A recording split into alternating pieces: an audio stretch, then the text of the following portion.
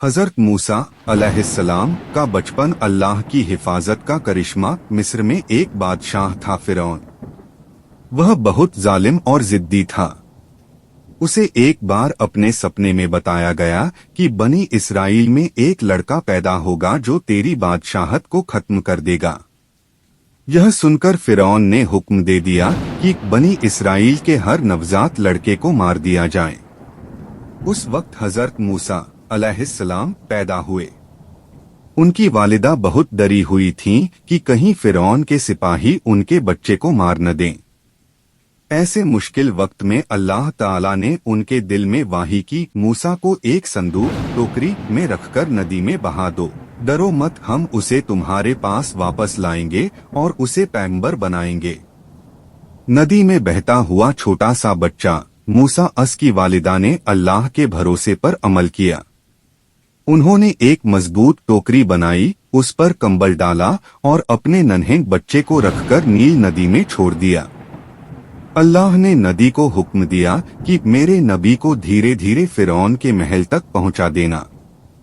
फिरौन के महल में गूंजती रोने की आवाज टोकरी बहते बहते फिरौन के महल के किनारे जा लगी।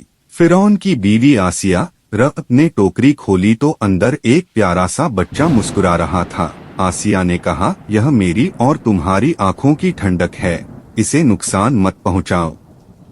फिरौन नहीं चाहता था, लेकिन उसने आसिया की मोहब्बत के आगे हार मान ली और इस तरह मूसा अस उसी फिरौन के घर में पले बढ़े जो उन्हें मारना चाहता था। दूध पिलाने के लिए अल्लाह का करिश्मा, मूसा अस किसी भी दाई का दूध नहीं पी रहे थे। जब मूसा की बहन महल के पास पहुंची तो उसने कहा, मैं एक ऐसी औरत को जानती हूं जिसका दूध यह बच्चा पी लेगा। वह औरत कोई और नहीं, उनकी अपनी माँ थी।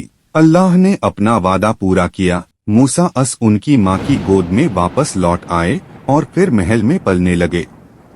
सीख, अल्लाह अपनी कुदरत से जिसकी हिफाजत करना चाहे उसे कोई छू भी नहीं सकता। मुश्किल हालात में भी अल्लाह पर भरोसा रखना चाहिए।